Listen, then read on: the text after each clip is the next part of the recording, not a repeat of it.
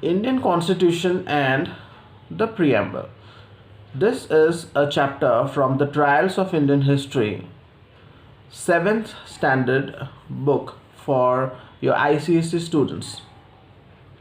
So, this chapter will tell you why the Indian Constitution was formed, why it was required, what is Indian Constitution, who are the stakeholders of Indian Constitution, what is a preamble,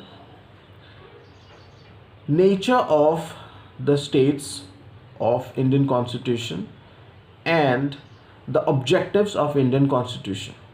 So these are few points that needs to be elaborated in this topic.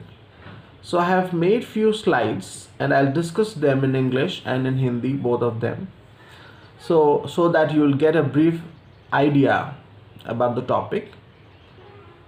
And later in a separate video, we'll be covering the question answers of this topic. The slides that I made would help you as a kind of notes.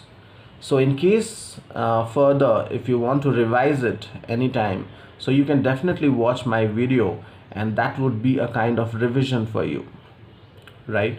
So it will help you in understanding it again in case if you forget few points. So these are summarized. So these are summarized into very specific points from the entire chapter. So you can obviously refer to these points and then you will be able to review it, all of it once again. So it will just take 5 to 10 minutes of this video. So bear with me. If in case you like my video, please hit the like button and also subscribe to my channel. So that you'll get the notification. All my video notification will be there at once. So let's move on to the slides.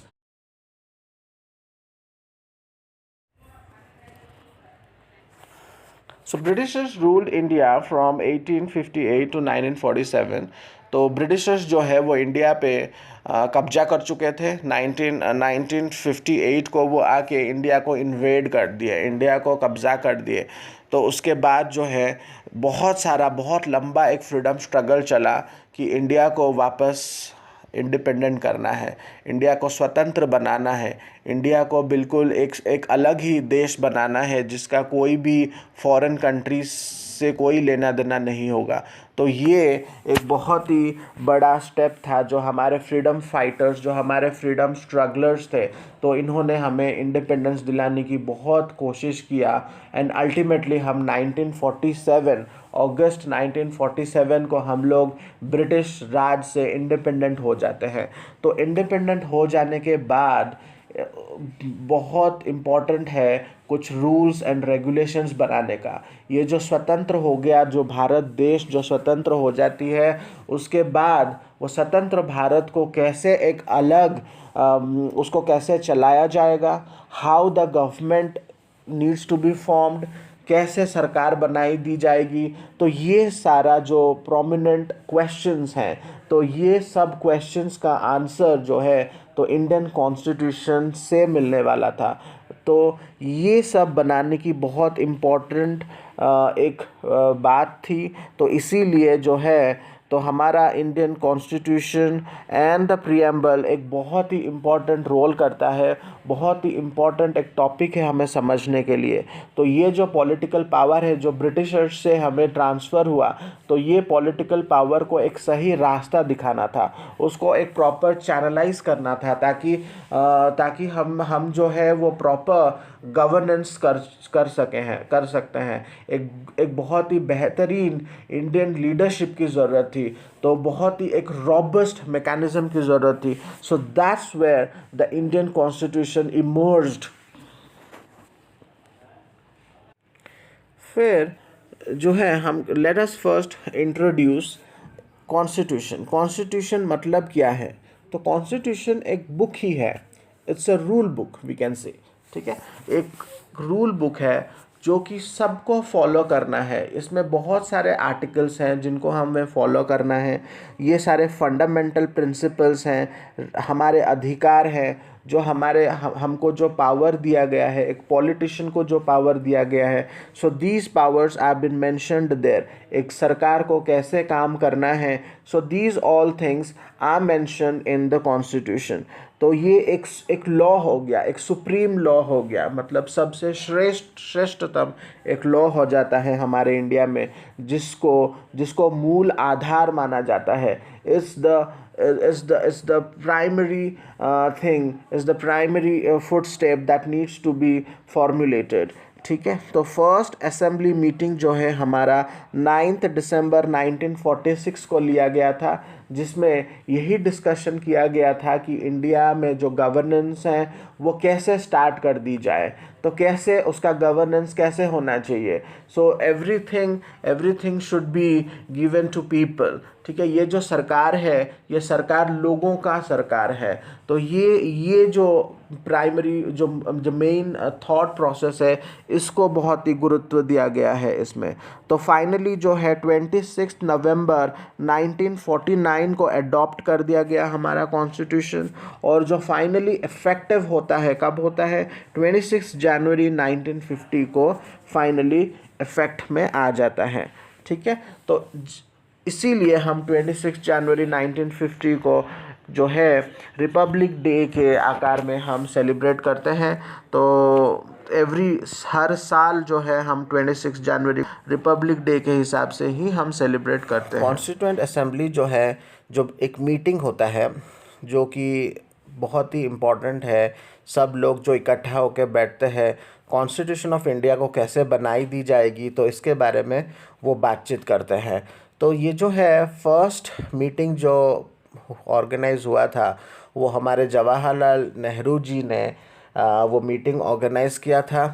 तो इसके जो meetings के कुछ photograph है तब का, तो मैंने इस प्रेजेंटेशन में डाला है, इसको रेफ़र कर दीजिए प्लीज़, इसको रेफ़र करिए, उसको देखिए और समझिए कि जो मीटिंग है उसमें ये सारी चीज़ें डिस्कस की जाती है कि कैसे हम उसका जो है रूल्स बनाएंगे, उन सिद्धांतों को कैसे डालेंगे, और उसको कैसे एक अच्छा सा एक गवर्नमेंट हम बना सकते हैं जो कि भारत को आने वाला जो युगों के लिए रूल करेगा। ठीक है, तो कितना पीरियड तक वो रूल करेगा, लोग उसका जो चयन है वो कैसे करेंगे, तो ये सब बातें, ये सारे जो बातें हैं इस मीटिंग में डिस्कस कर दी गई थी, जिसको हम कॉन्स्टिट्यूएंट असेंबली बोलते हैं।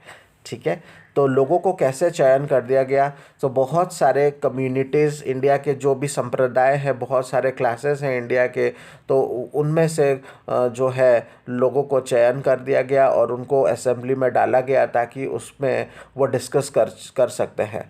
ठीक है, तो चेयरमैन हो गए इस ड्राफ्टिंग कमेटी के, जो चेयरमैन है वो डॉक्टर B.R. अम्बेडकर हैं, और उनके साथ अदर मेंबर्स हैं मौलाना आज़ाद और सरोजिनी नायडू। तो ये इनका भी फ़ोटोग्राफ्स मैंने आगे डाल दिया है, इनको देखिए और इनको आइडेंटिफाई कीजिए। ठीक है, तो मौलाना आज़ाद और सरोजिनी नायडू जो है वो अन्य मेंबर्स हैं इस कॉन्स्टिट्यूएंट असेंबली।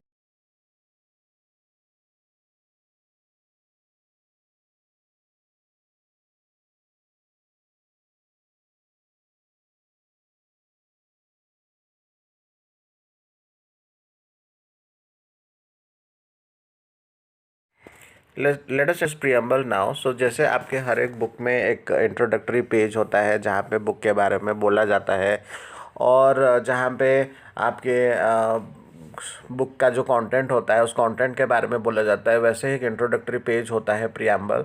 तो प्रीएम्बल में ये लिखा हुआ है कि ये जो पीपल का जो कैसे ये सरकार बना दी गई है, और ये लोगों का जो सरकार है, तो लोगों के होप्स और एस्पिरेशंस के ऊपर ये काम करता है। ये सारे डेफिनेशंस जो है उस प्रीएम्बल में लिखा गया है। और भारत एक स्वतंत्र देश हो जाती है, और एक स्वतंत्र देश होने के नाते जो बाहर के जो पावर है, जो एक्सटर्नल पावर है, जो इंटरनेशनल पावर है, वो किसी तरह से वो इम्पोज नहीं कर सकते हमारे इंटरनल अफेयर्स में। तो ये सारी बातें जो है वो प्रीएम्बल में लिखी हुई है। तो ये पीपल का जो विश होता है वही इसमें उस प्रियम्बल में लिखा हुआ है। तो this is just an introductory page.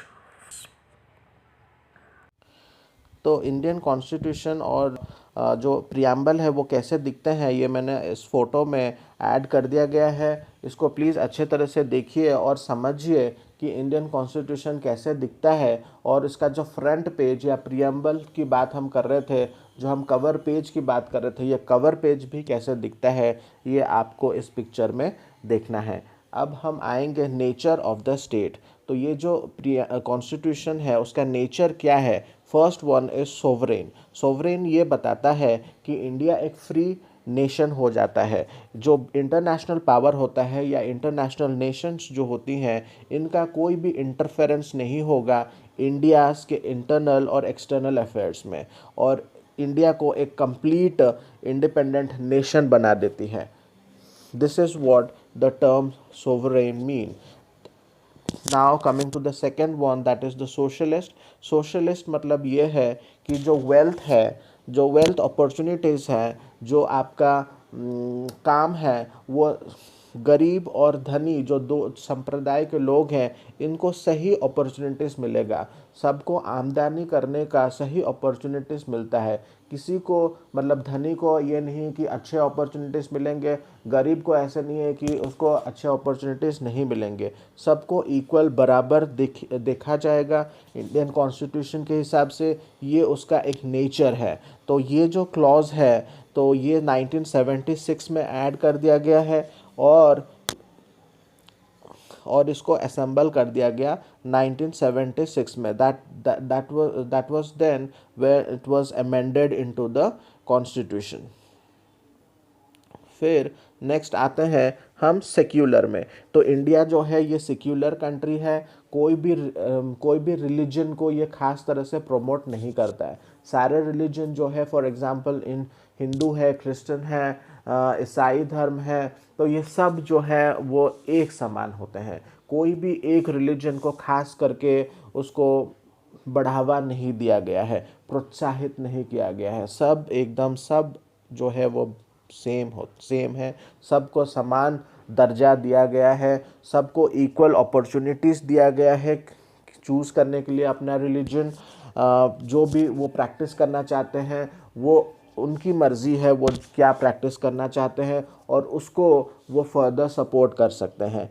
तो कोई भी ऑफिशियल या स्टेट रिलीजन यहाँ पे नहीं है। कोई भी रिलीजन डिस्क्रिमिनेशन यहाँ पे नहीं है, भेदभाव नहीं है। हम हिंदूज़ को ज़्यादा अच्छा देखेंगे और मुसलमानों को जो है वो हम इग्नोर कर देंगे, ऐसा नहीं होता है। यहाँ पे सबको समान बराबर का दर्जा दी जाती है। ये जो क्लॉज है ये भी 1976 में ऐड कर दिया गया हमारे इंडियन कॉन्स्टिट्यूशन में। Then fourth one is democratic. Democratic मतलब ये होता है it is the government of the people, by the people and for the people। जो लोग के ऊपर आधारित होता है। लोग जो है वो सरकार की चयन करते हैं in the form of votes. ठीक है, हम वोट देते हैं and we choose our own representative. For example जो एमएलए होते हैं, जो एमपी होते हैं, ये हम चयन करते हैं। जो भी ये लोग जो हैं, भारत के लोग जो हैं, वो वोट करके जो चयन करते हैं, यही हमारे रिप्रेजेंटेटिव बनते हैं हमारे लोकसभा और राज्यसभा में। और हमारे जो इश्यूज़ होते हैं, जो हमारे एरियाज़ में जो प्रोमिनेंट इशू होते हैं, वो सरकार के पास जाके पहुंच जाती हैं। सो ये है हमारा जो है डेमोक्रेटिक सिस्टम। तो पीपल जो है हम वही खुद अपना रिप्रेजेंटेटिव बनाते हैं। I hope you guys understand this. And nature of the state के अंदर हम ये सब पॉइंट्स डिस्कस कर चुके हैं। And the last point is Republic. What do you mean by Republic. Republic मतलब क्या है कि इसका जो ऑफिशियल हेड होता है ये कोई भी साधु या तो फिर कोई भी डिक्टेटर नहीं है। तो इसका जो हेड होगा वो एक ऑफिशियल होगा। एक ऑफिशियल तरीके से हमारे हेड जो हैं वो प्रेसिडेंट होते हैं। तो ये हेरिडिटरी नहीं होता। मतलब प्रेसिडेंट जो है वो रामनाथ कोविंद है करेंटली। रामनाथ कोविंद के बाद उनके बेटे जो है उनको प्रेसिडेंट नहीं बना दी जाएगी। फिर से एक नया इलेक्शन होगा जिसके आधार पर फिर से एक नया प्रेसिडेंट जो है वो इलेक्ट कर दी जाएगी। तो ये हेरिडिटरी नहीं होता, वंश दर वंश ये नहीं होता। तो ये बिल्कुल 5 इयर्स टर्म्स के लिए जो है आपका प्रेसिडेंट टर्म जो है वो इलेक्ट कर दी जाती है। 5 साल बाद फिर से ये चेंज कर दी जाएगी। तो for every 5 years we elect our president. Then will come to the objectives of constitution. Objectives क्या है? First one is justice. सारे सिटीजन्स को जो है वो समान जस्टिस मिलेगा। कोई भी भेदभाव यहाँ पे नहीं होगा on the basis of caste, creed, religion, status. वो हिंदू है तो उसको ज़्यादा प्रायोरिटी मिलेगा, वो मुस्लिम है तो उसको ज़्यादा वो प्रायोरिटी नहीं मिलना चाहिए। तो ऐसे नहीं होगा, सबको जो है जस्टिस मिलना चाहिए। ठीक है, तो जो लेडी जस्टिस है उनका जो वही है हमारे सिंबल ऑफ जस्टिस। तो उनका जो पिक्चर है वो मैंने आगे डाल दिया है। You can obviously look at the picture and relate to it. Then second point is liberty. तो हर एक सिटीजन जो है वो समान फंडामेंटल राइट्स यहाँ पे वहाँ पे एंजॉय करता है। तो fundamental rights in the sense एक लोग कैसे होना चाहिए। So we'll come to the next part of the objectives of constitution which is liberty. तो हर एक सिटीजन जो है वो समान अधिकार मिलता है। कैसे समान अधिकार मिलता है? वो अपना जो मतामत है वो व्यक्त कर सकते हैं। वो उनका क्या फीलिंग है, एक पर्टिकुलर टॉपिक से रिलेटेड उनका क्या फीलिंग है वो एक्सप्रेस कर सकते हैं। तो कोई भी उनको जो है वो उनको जो है वो सप्रेस नहीं कर सकता है। वो एक्सप्रेस करने के लिए वो फ्री हैं। और वो क्या फ्री है? वो कोई भी रिलीजन यहाँ पे फॉलो करने के लिए फ्री है। अगर उनको पसंद है हिंदू रिलीजन फॉलो करने का तो he is free to follow it. उनको अगर पसंद है क्रिश्चियन रिलीजन फॉलो करने का, he is free to follow it. उनको कोई भी बाध्य नहीं कर सकता है कि आप यही रिलीजन जो है वो फॉलो करो। This is what the liberty clause speaks about it. And then will come to equality. तो लॉ के in front of law all the citizens are equal. ठीक है, लॉ के सामने सब जो सारे सिटीजन्स जो है वो एक समान होते हैं, वो इक्वल होते हैं। तो कोई भी डिस्क्रिमिनेशन यहाँ पे कोई भी डिस्क्रिमिनेशन यहाँ पे नहीं होगा on the basis of caste, creed, sex, religion और वेल्थ। मतलब वो धनी है या गरीब हैं तो उनको जो है वो इक्वली देखा जाएगा। कोई चाहे वो धनी हो, चाहे वो गरीब हो, चाहे वो कोई भी रिलीजन का हो, तो सबको जो है इक्वल देखा जाएगा in front of law. Then the last part is fraternity. तो फ्रैटर्निटी क्या है?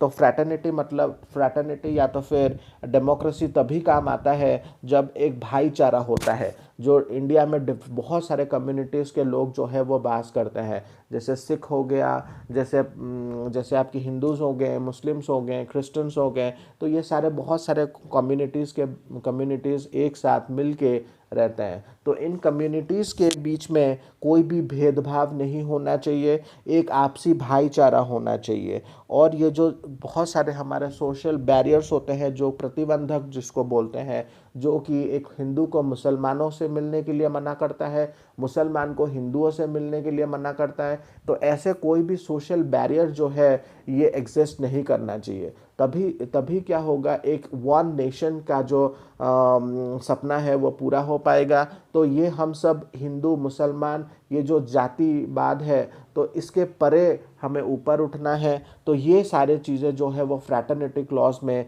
लिखा गया है। तो सारे रिलीजन जो है यहाँ पे एक हो जाते हैं। तो इसीलिए हम यही बोलते हैं कि हम सब भारतीय हैं।